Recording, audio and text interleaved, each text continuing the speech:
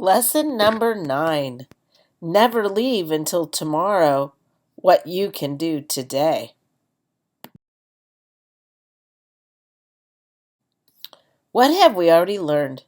We've learned that 1. The Founding Fathers helped write the new rules for our country to live by, called the Constitution. 2. George Washington was the first president. And 3. Washington, D.C. is the capital of the United States of America.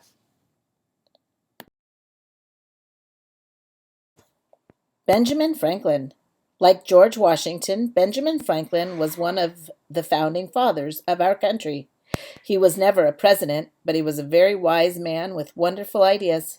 You will remember that Franklin was part of the Continental Congress, a signer of the Declaration of Independence, and a representative of our country in both Great Britain and France.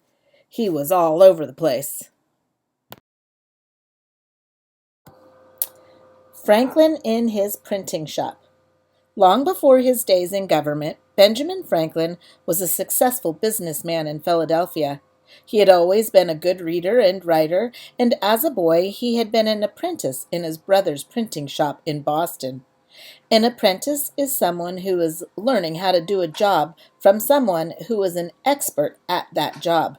So when he moved to Philadelphia, Franklin set up his own printing shop and started his own newspaper, eventually becoming the busiest printer in the American colonies. Poor Richard's Almanac. For more than 25 years, Benjamin Franklin published a series of books called Poor Richard's Almanac. His almanac was often the only book that people bought. It contained lots of practical information that they wanted to know. For example, the almanac had a calendar with the times of the sunrise and sunset. Today, we listen to weather forecasts on the radio or television, but back then, people looked in their almanacs to find out what the weather would be like. The almanac had stories and poems as well as puzzles and jokes and lots of advice. Franklin included many wise sayings, many of which we still use today. Have you ever heard anyone say, never leave until tomorrow what you can do today? What do you think that means? Franklin must have lived by his own words because he got so much done. He was never still for a minute. His brain was working constantly, spilling over with questions and ideas. Benjamin Franklin, child inventor. Benjamin Franklin had a keen interest in science and the way things work. As a young boy in Boston, Benjamin spent much of his time swimming in the harbor. He was pretty good, but he wanted to be even better and faster. One day, he thought of a way that he could be a faster swimmer. He found some wood and carved some wooden paddles to fit over his hands and feet, kind of like flippers that divers use today. When he swam with those, he was much faster, probably faster than all the other children his age. What you are looking at is a pair of 18th century bifocals. As Benjamin Franklin grew older, he continued to invent new things. Anytime he saw a problem, he tried to invent a way to fix it. He had 2 pairs of glasses, one for reading and one to help him see things far away. He didn't like having to switch glasses all day long, so he asked a glass cutter to slice all of his lenses in half. He made one new pair of glasses with the distance lenses on top and the close-up lenses on the bottom.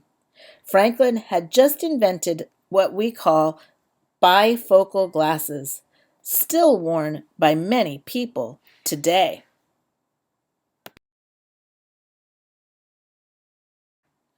This picture is a picture of an iron stove, similar to the one in the story Blueberries for Sale.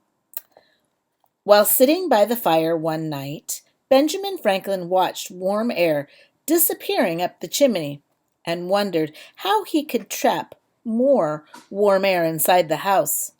He made a wood-burning stove out of iron. It put out twice as much heat as a regular fireplace and burned less wood. This stove was named the Franklin stove after its inventor. Franklin and the kite. Lightning was another thing that fascinated Benjamin Franklin. He had watched houses and barns burn to the ground when struck by lightning. Could it be, he wondered, that lightning was electricity? He was going to find out. A legend about Franklin's experiment with a kite during a lightning storm goes like this. One day, Franklin took his son William out into the middle of a thunderstorm with lightning raging all around them. He tied a metal key near the end of the string of a kite. Franklin was pretty sure that if lightning was electricity, flying the kite in the thunderstorm would cause the key to become charged with electricity. He kept touching the key as the kite flew above their heads. As fibers on the kite string stood on end, Franklin felt a little shock. He was right. Lightning was electricity. Franklin used his discovery to invent the lightning rod, a pole that helps carry electricity away from buildings and into the ground. His invention is used today to prevent fires caused by lightning strikes.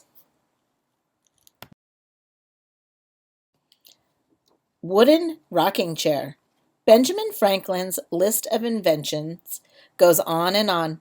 The next time you rock back and forth in a rocking chair, thank Benjamin Franklin for helping you to relax. This clever man invented the rocking chair. Thus, that is why we call the rocking chair in my classroom Big Ben. Flag at half-mast. In 1790, just 3 years after Benjamin Franklin helped to write the Constitution for our country, he died peacefully in his sleep at the age of 84. 20,000 people attended his funeral. At the time, the biggest funeral ever held in Philadelphia was Benjamin Franklin's. Bells rang and flags flew at half-mast as signs of respect for one of America's greatest heroes. If you look at the picture, you will see a flag flying at half-mast or halfway up the pole. Boys and girls, when you notice a flag flying halfway up the pole, that means that we are honoring or respecting someone. So if you ever notice it, ask Mom and Dad. Have a good day.